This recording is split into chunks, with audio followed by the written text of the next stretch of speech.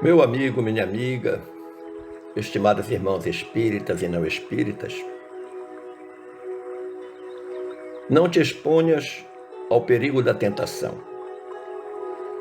Ainda não te conheces o suficiente para saberes se resistirás. Imagens exteriores criam clichês mentais. Quem cede o pouco, acabará por ceder o muito. Tudo começa na primeira vez. Com este pensamento do espírito irmão José, trazido a lume através da pena mediúnica do confrade Carlos Bacelli, desejo abraçá-los com o meu coração, falando de saudade e de esperança, de desafios e resignações. Todos devem estar imaginando, e uns até dizendo, que estamos no olho do furacão. E é verdade. A pandemia recrudesceu, a nova cepa desafia a ciência e impõe novos olhares e novas compreensões a todos nós. Mas os estudantes rebeldes, que somos todos nós, insistem em não aprender as lições que estão no bojo desses 15 meses de travessia no mar povoado de coronavírus. A palavra pandemia tem origem no grego pan, que significa tudo ou todos, e demos, que significa povo. Do ponto de vista da saúde,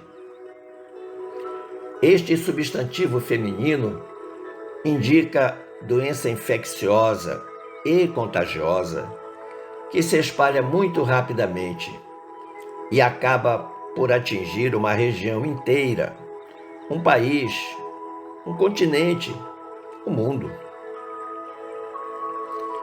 A Covid-19 se inscreve nesse conceito e tem tirado o sono de muitos.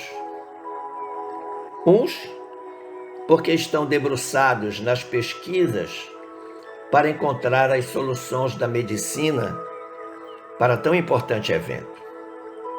Outros porque mostram-se deverasmente preocupados com as questões econômicas, com o distanciamento social, com o ensino remoto de seus filhos e netos, e por aí vai. Joana de Ângeles, no capítulo 1 de sua obra mediúnica, intitulada Após a Tempestade, trazida até nós pela pena de Divaldo Franco, neste capítulo intitulado Calamidades, ela diz: com frequência regular, a Terra se faz visitada por catástrofes diversas, que deixam rastro de sangue, luto, dor, em veemente convite à meditação dos homens. Consequência natural da lei de destruição, que enseja a renovação das formas e faculta a evolução dos seres, sempre conseguem produzir impactos, graças à força devastadora de que se revestem. Então, meu amigo, atente que neste pensamento de Joana de Ângeles existem duas observações importantes. O convite à meditação e a lei de destruição, que é uma das leis morais capitulada na parte 3ª de O Livro dos Espíritos, do codificador Allan Kardec, e que é necessária ao progresso do homem. Aliás, o progresso da natureza se dá às custas da lei da destruição. Veja-se que a destruição da semente é que possibilita a árvore, o fruto. Quanto ao convite à meditação, ele tem uma consequência lógica e natural, que é o processo de mudança. Mas uma pergunta devemos nos fazer: em que devemos mudar? Como tem sido, nesta pandemia, o nosso comportamento do ponto de vista individual e coletivo? Qual tem sido a nossa atitude perante a vida? Temos sido protagonistas ou espectadores nessa transição planetária? O quase centenário pedagogo e filósofo Edgar Morin, em sua obra É Hora de Mudarmos de Vida, as lições do coronavírus,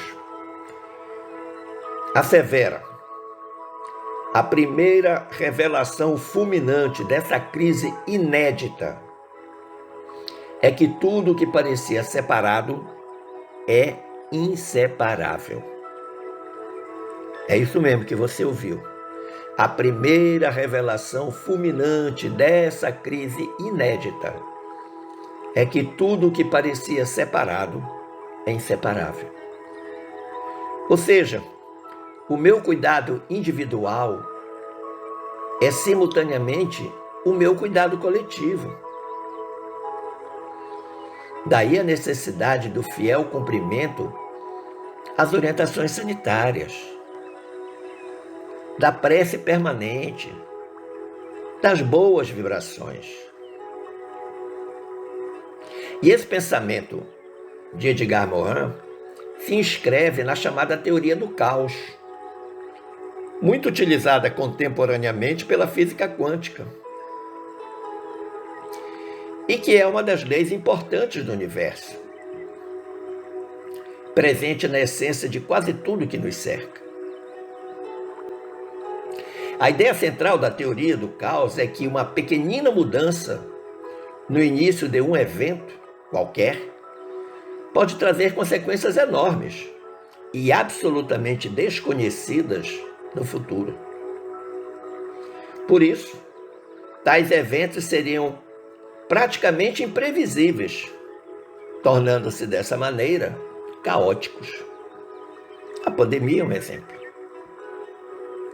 Um pequenino vírus, uma pessoa contaminada, e de repente o mundo todo estava a braços com uma luta titânica contra este invisível ser. Com o número crescente de contaminados e a fase mais dolorosa, o número crescente de óbitos, de irmãos que regressaram ao plano espiritual por conta da doença. Parece assustador, mas é só dar uma olhada nos fenômenos mais casuais da vida para notar que essa ideia faz sentido. Imagine que no passado, por exemplo, você tenha perdido o vestibular na faculdade dos seus sonhos porque um prego furou o pneu do ônibus em que você estava. Desconsolado, você entra numa outra universidade. Nessa universidade, você vai conviver com outras pessoas. Seus amigos vão mudar. Os amores serão diferentes. Seus filhos e netos poderão ser outros. No final, sua vida se alterou por completo, e tudo por causa de um pequeno prego no início dessa sequência de eventos. Foi essa observação que levou o meteorologista Eduard Lorenz, que viveu entre 1917 e 2008, dizer: o bater das asas de uma borboleta no Brasil causa, tempos depois, um tornado no Texas. Ou ainda, O canto do Irapuru na Amazônia vai influenciar a colheita do arroz no Vietnã. Então veja que pequenos fatos, aparentemente insignificantes, são capazes de provocar, em escalada mundial, grandes transformações. Mas nós precisamos acreditar que essas transformações são sempre para melhor, porque elas fazem parte da lei de evolução. Esse é o lado bom da pandemia, que muitos insistem em negar. O mundo será melhor porque nós seremos melhores. Ela vem com grandes lições para todos nós, lições que precisamos aprender. Mas existe também o lado perverso, aliás, mais do que perverso. Há um pânico geral, provocado pelas notícias cada vez mais alarmantes, pelo uso político irresponsável da pandemia pelos homens públicos, pela rebeldia da própria população, que uns dizem que está desavisada e que insistem em descumprir todas as orientações sanitárias. O filósofo esloveno Slavoj Žižek, na sua recente obra A Pandemia, faz um alerta importante.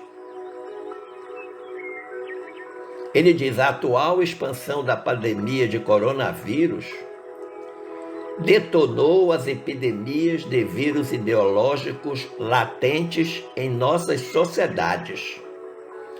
Notícias falsas, teorias da conspiração paranoica e explosões de racismo. Basta um passeio nas redes sociais que nós encontramos tudo isso. Nós temos sido bombardeados diariamente por tudo isso.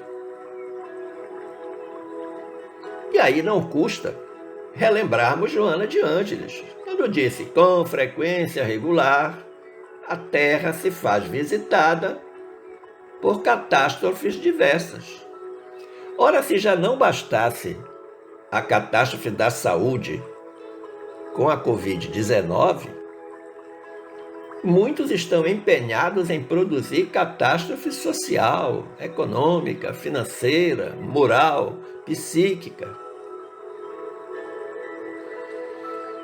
Advém, então, a primeira grande lição que deveremos aprender, que é a da responsabilidade cósmica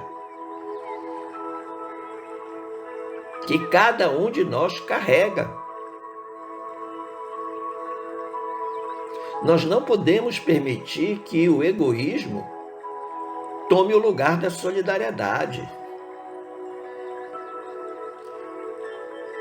Nós precisamos ter respeito para com a ética planetária, a ética universal. Ou você acha que todo esse desequilíbrio na Terra, no planeta Terra, não está repercutindo no universo? Claro que sim. Tudo está absolutamente interligado. Lembra lá da teoria do caos. Este minúsculo planeta Terra, nesta imensidão universal, seguramente está causando um grande rebuliço no universo. Nós não somos cidadãos do Brasil ou da Terra. Nós somos cidadãos do universo. Tudo que pensamos, tudo que falamos, tudo que fazemos repercute de imediato no universo. E aí nós podemos lembrar de Carl Sagan, este cientista, físico, biólogo, astrônomo, astrofísico, cosmólogo, escritor, divulgador científico, que viveu entre 1934 e 1996. Partiu cedo, mas deixou grandes contribuições para a humanidade. Em uma de suas obras ele escreveu: estamos irrevogavelmente em um caminho que nos levará às estrelas. A não ser que, por uma monstruosa capitulação ao egoísmo e à estupidez, acabemos nos destruindo. Uma profecia, sem dúvida uma profecia moderna, contemporânea. Porque a nossa destinação é a angelitude. Mas a teimosia nesses estudantes rebeldes que somos nós, em não fazer a lição de casa em cada reencarnação que já tivemos, tem provocado isso que o Carl Sagan chama de destruição. Veja-se no século passado as duas grandes guerras mundiais. Quanta estupidez! Veja-se agora no século presente, nesse primeiro quartel do século, quantos conflitos, quantas mortes desnecessárias, quanta maldade, quanta corrupção, quanta exploração. E você acha que isso não vai repercutir no planeta como um todo e no universo? Claro que vai. Na base de tudo isso estão os nossos pensamentos. Pensamentos que são formulações que podem ser do bem ou do mal, atraindo em função disso alegria ou tristeza, dor e destruição. Segundo os especialistas em psicologia da Universidade de Queens, no Canadá, o ser humano produz 100 mil pensamentos por dia. Já para os especialistas da Universidade do Sul da Califórnia, essa produção é de 50 a 70 mil pensamentos dia. A disparidade nos números indica que há algo errado, porque há quem fale que nós produzimos 90 mil pensamentos por dia. Mas eu, pessoalmente, não estou preocupado com a quantidade, porque a grande pergunta que se faz é: qual a qualidade desses pensamentos? Porque pensamento, meu povo, é energia. São pensamentos de amor, são pensamentos justos, são pensamentos éticos, são pensamentos que produzem o bem. Em que escala? Então, observemos que a nossa primeira caridade está no pensar. Se é que acreditamos que eles são responsáveis pela formação da chamada egrégora terrestre. Sabe o que significa egrégora? Do grego, egregorem, ela significa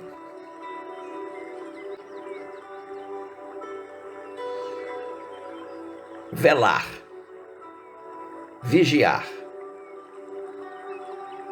Egrégora é uma força espiritual formada a partir de um conjunto de energias e sentimentos de duas ou mais pessoas. Ela é cumulativa.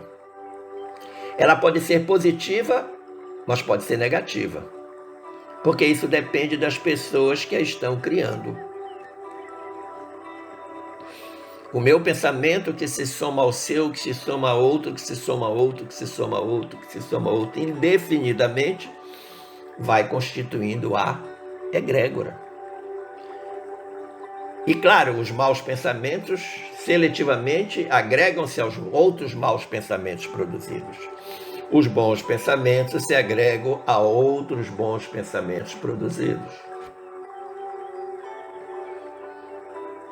Esse conjunto, então, é formado a partir do pensamento individual de cada um de nós e que vai se somando aos demais pensamentos criados e formam esta força de extraordinário poder.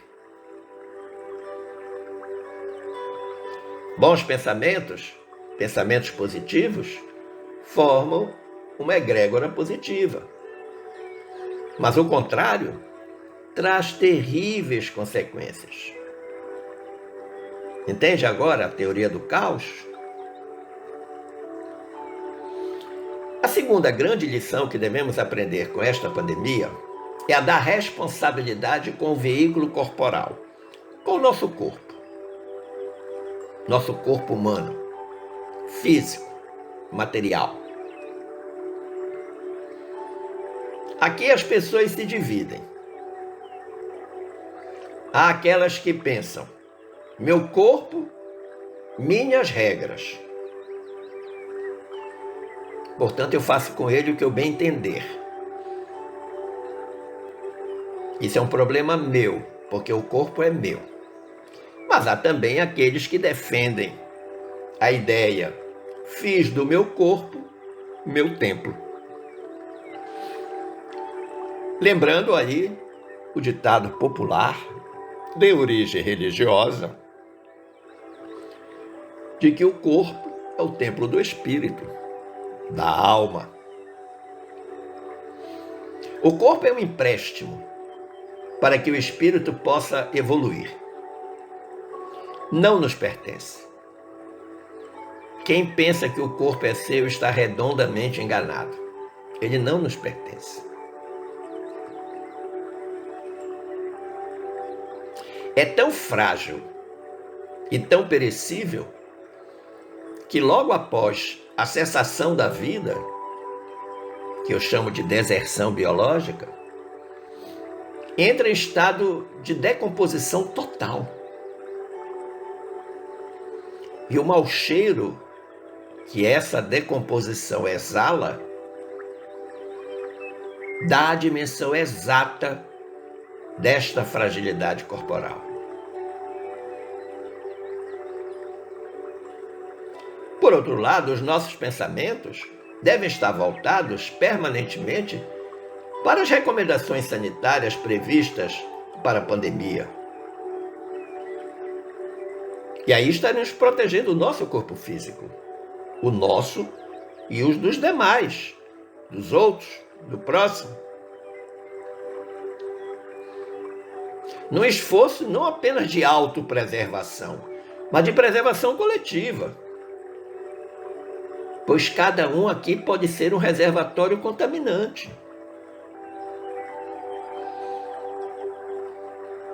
Um amigo me contou uma situação deveras delicada que a família passou. Almoçavam no domingo o pai, a mãe, a filha, o genro e o neto, garoto de 8 anos. Em determinado momento, a dona da casa disse: a mãe, eu estou com uma dificuldade, eu não estou sentindo gosto, eu estou sem paladar. E imediatamente o marido dela disse: interessante, eu desde ontem que eu estou sem nenhum olfato. O almoço parou na hora. A filha e o genro levaram todos para o hospital, inclusive uma fiel servidora que estava há mais de 25 anos com a família. E que logo de imediato todo mundo pensou que ela estava com a Covid. Fizeram exames para a detecção do vírus. Os pais estavam com o Covid-19, a filha, o genro e a servidora não, mas o garoto estava com o vírus. E o garoto estava indo para aulas presenciais numa escola particular. Não desenvolveu a doença, mas trouxe o vírus para os avós. Então veja o quão importante é a questão individual na proteção do coletivo. As medidas de higiene, de distanciamento, são imprescindíveis. Elas devem ser usadas e cobradas daqueles que não as utilizam. Com muito amor, com muito carinho, com muito respeito, se encontramos alguém na rua sem máscara, devemos pedir-lhe delicadamente, mesmo correndo risco de respostas grosseiras, do tipo "você não tem nada a ver com a minha vida", e por aí vai.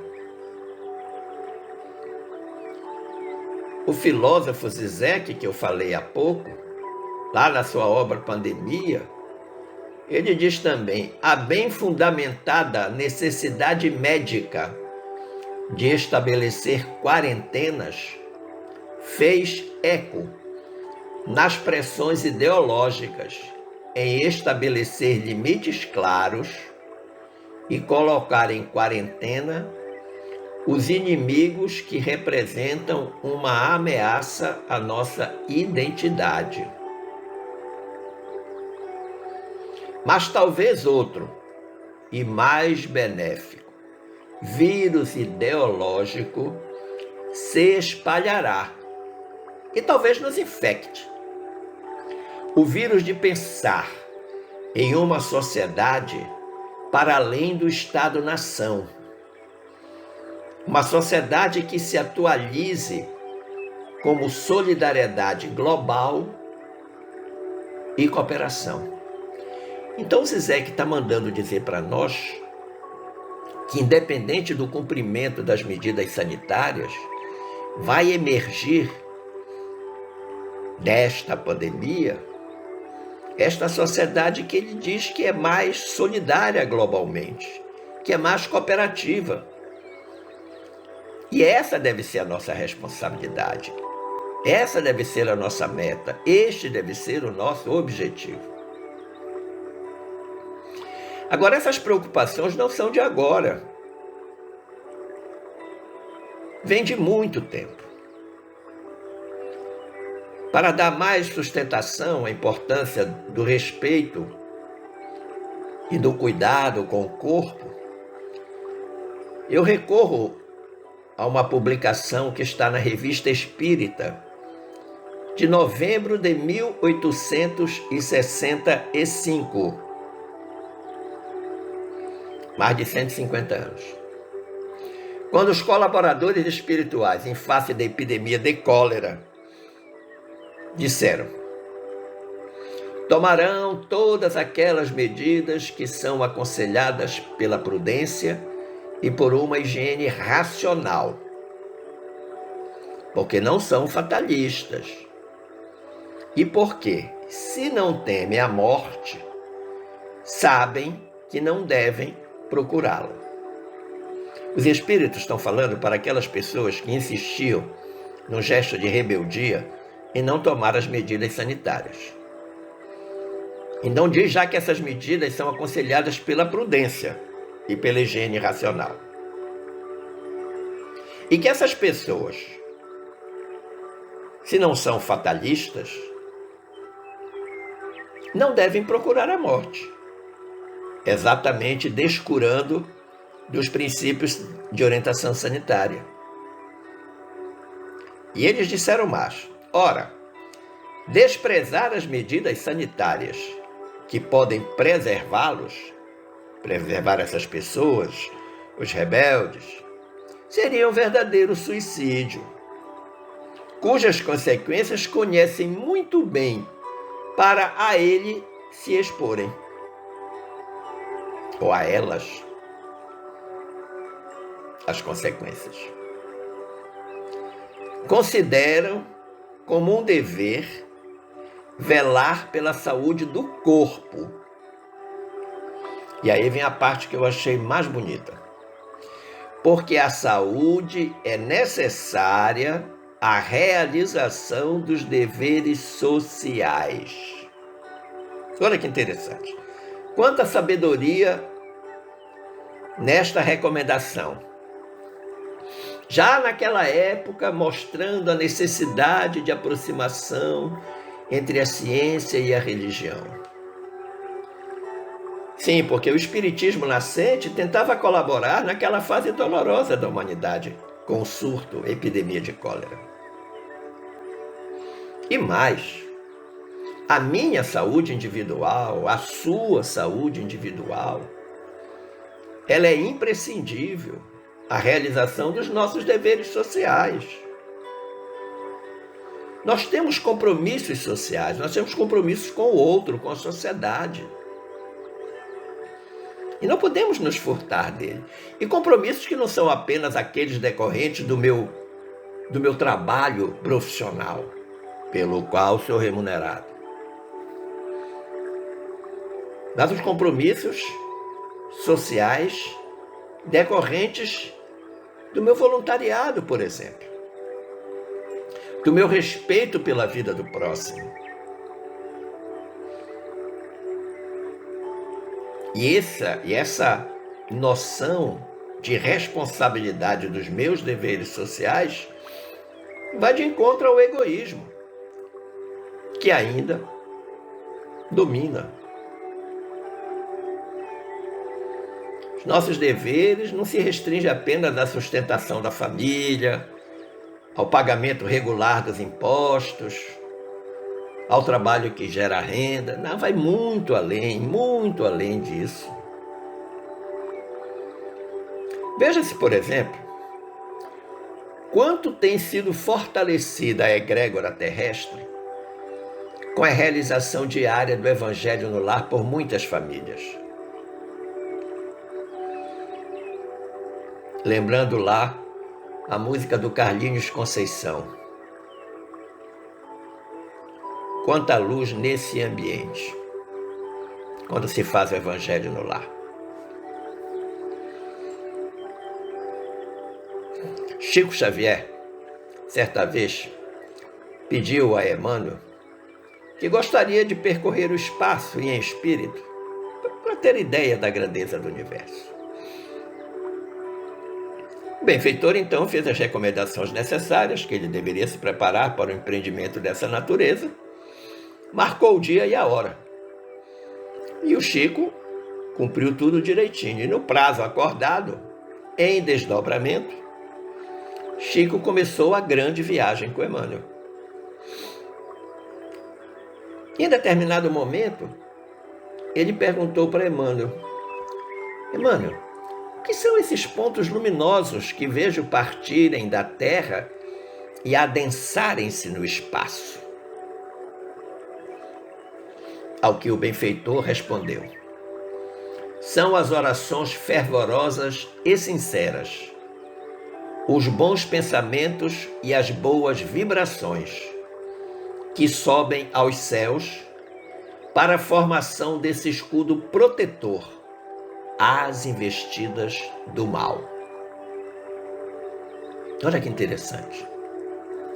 A minha oração, a tua oração, o meu pensamento positivo, a minha vibração, o teu pensamento, a tua vibração, que devem se somar a outros tantos pensamentos e boas vibrações, formam essa força poderosa que sobe aos céus e protege a egrégora terrestre. Transforma-se numa egrégora do bem. E que é um escudo, como disse Emmanuel, às investidas do mal. Então nós precisamos entender que neste momento da pandemia, se a luta aqui embaixo na Terra está grande, no plano espiritual ela é infinitamente maior. Pelo menos a mentora Glorinha já me disse em 2 oportunidades. Claro que interessa às forças do mal todo esse caos que está aqui embaixo.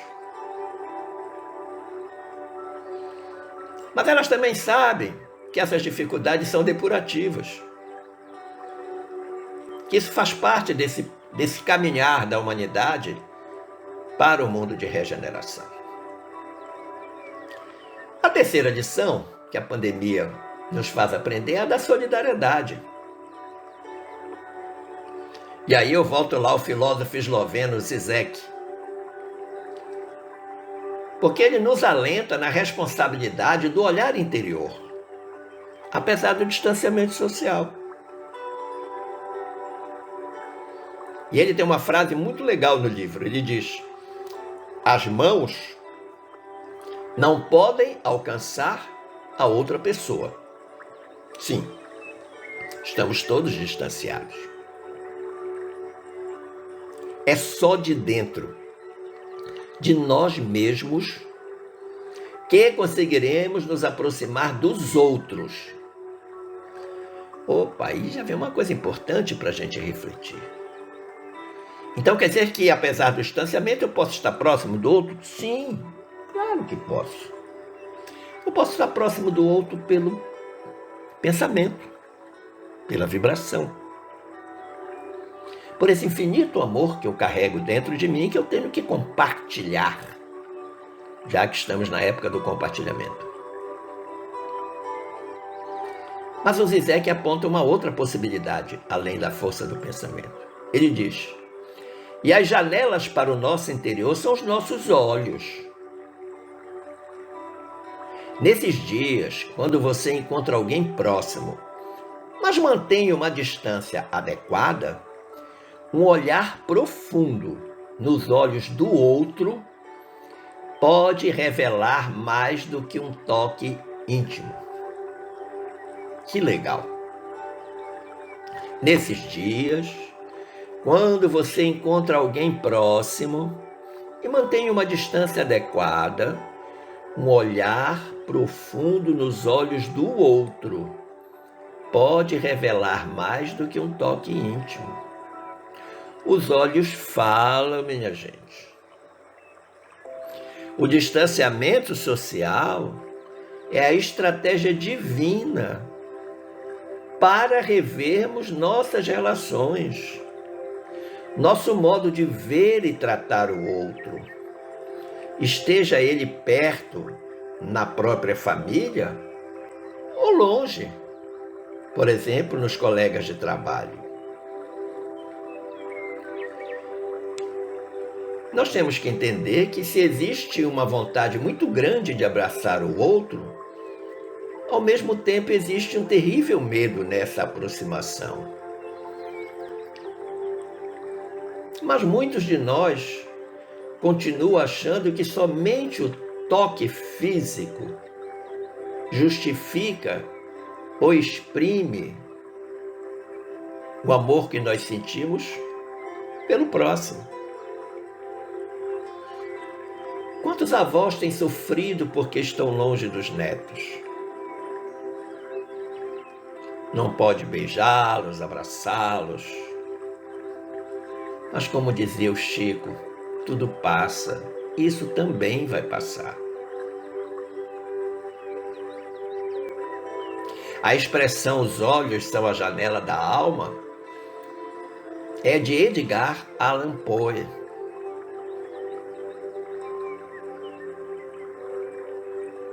E elas, as janelas, serão através do olhar, considerando que o nariz e a boca estão cobertos pela máscara.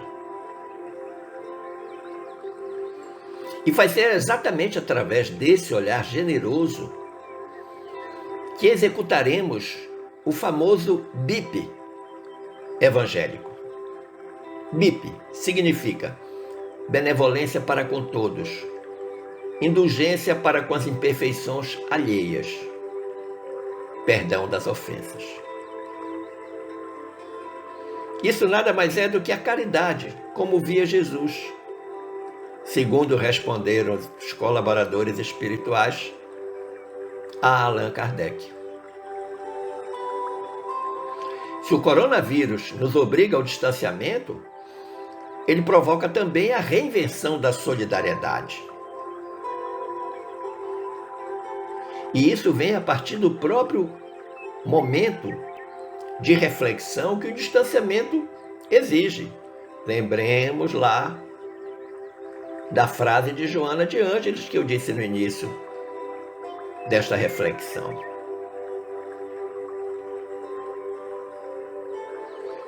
Eu considero um exagero a crítica ao distanciamento, porque nós nunca estivemos tão próximos como agora, graças à tecnologia, aos milagres da tecnologia.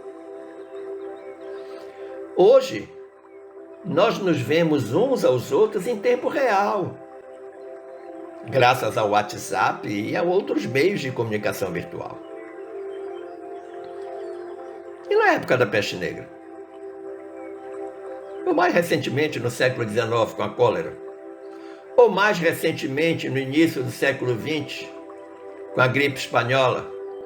Com a gripe asiática, no início dos anos 50? Não existe distanciamento para quem deseja ver o outro. Hoje, contemporaneamente, não existe distanciamento para quem deseja ver o outro. Vontade interior. Mas é fato também que estas maravilhosas tecnologias que nos aproximam também nos afastam por conta do excesso. Quanto de ódio tem sido destilado nas redes sociais? Lances de humilhação e deboche, falta de amor, de sensibilidade. E o pior de tudo é que nós, muitas vezes, acabamos compartilhando essas coisas.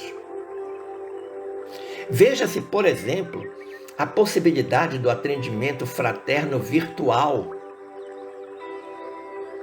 Uma possibilidade real, que vem sendo realizada não apenas pelo movimento espírita, mas também por outras confissões religiosas, valendo-se dessas tecnologias maravilhosas que temos ao seu dispor. Um exemplo tão bonito, nós temos no Recife o projeto Escutatória da Cris Mascarenhas, lá na Federação Espírita Pernambucana. Alguém que se dispõe diariamente a escutar o outro.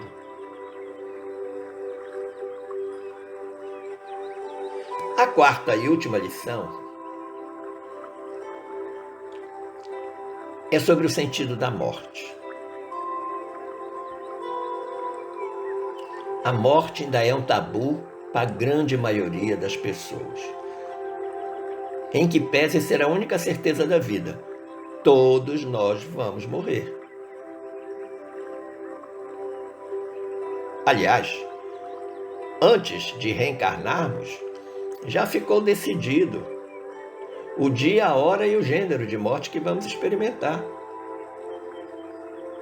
Mas graças a Deus que o véu do esquecimento não permite que a gente lembre disso. Pode ser mudado? Sim, pode. Você pode antecipar como pode postergar. Você antecipa na incúria, na rebeldia e posterga na prática do bem e da caridade.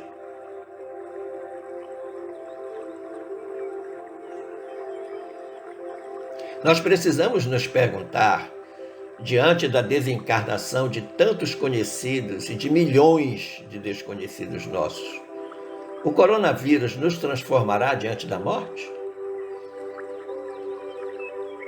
Eu já ouvi partir 13 amigos, colegas de turma, colegas de faculdade, colegas de trabalho, gente do movimento espírita. É doloroso. Nosso caderno de intenções do nosso Evangelho no Lar está com o nome dessas criaturas todas. Pessoas que nós convivemos largo período de tempo e que regressaram ao plano espiritual vitimados pela Covid. A estudiosa do fenômeno da morte, Ana Cláudia Quintana Arantes, Em sua mais recente obra, intitulada A Morte é um Dia que Vale a Pena Viver, ela, que é médica especialista em cuidados paliativos, formada pela Faculdade de Medicina da Universidade de São Paulo e sócia fundadora da Casa do Cuidar, ela diz com muita propriedade. Você pode procurar os vídeos no YouTube da Ana Cláudia, que são sensacionais. Ela diz, lá no livro A Morte é um Dia que Vale a Pena Viver: o problema é que caminhamos ao lado de pessoas que pensam que são eternas. Por causa dessa ilusão, vivem as suas vidas de modo irresponsável, sem compromisso com o bom, com o bem, com o belo e o verdadeiro, distanciadas da própria essência. Nesta primeira parte, ela está falando das pessoas que nos cercam. Aliás, pode estar falando de nós. Daqueles que estão iludidos, porque não tem nenhum compromisso com o bem, com o bom, com o belo, com o que é verdadeiro, com o que é justo, com o que é digno. E claro, quem não tem esse tipo de compromisso está distante muito da sua própria essência, que é divina. Nós todos temos uma essência divina. Mas aí ela vai fazer um alerta. Ela vai dizer, e é só pela consciência da morte que nos apressamos a construir esse ser que deveríamos ser. Aí ela disse algo importantíssimo. É preciso que nós pensemos na morte. Vamos lembrar lá da música, creio que é do Legião Urbana, é preciso amar como se não houvesse amanhã. Porque se eu começar a entender que o meu corpo físico terá fim em um determinado momento, e preocupar-me com a parte que continuará, que é a do espírito, eu vou começar a trabalhar o meu corpo físico na perspectiva daquilo que eu quero que seja verdadeiramente o meu espírito quando desencarnar. É preciso amar as pessoas como se não houvesse amanhã. Não ter amanhã significa que eu vou desencarnar hoje. Eu estou preocupado com isso? A morte é algo de mais concreto que existe no meu futuro, no teu futuro, no futuro de todos nós. Nós teremos que partir, nós precisamos partir. Nós estamos aqui de passagem. Nós viemos aqui para ter uma aula. Mas que ser nós estamos construindo em nós mesmos? Que valores ornamentam a nossa vida? Muitos morrem antes mesmo de morrer. Achou estranho, né? Mas eu explico. Lembra da passagem evangélica de Jesus, que disse ao moço que pretendia segui-lo: deixai aos mortos enterrarem os seus mortos? Pois é, o mestre falava daqueles que estão aparentemente vivos. Já morreram, porque não têm perspectiva de futuro no sentido de construir este ser que deveria ser.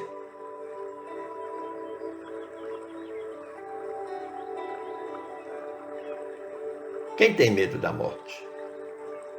Por que ter medo se ela é a única certeza da vida? Por que ter medo se a vida continua?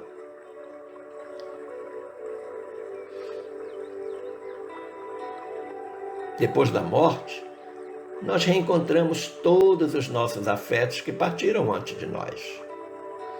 nós retornamos para a verdadeira casa da gente, que é o plano espiritual.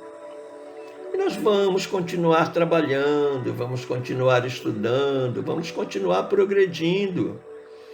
A nossa destinação é a angelitude.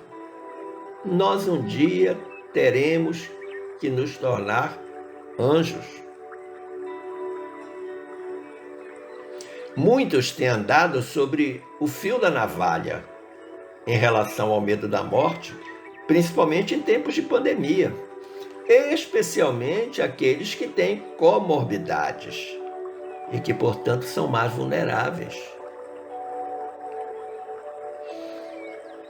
Como diz a mentora Glorinha, fazem tudo para não morrer, mas nada investem no seu viver.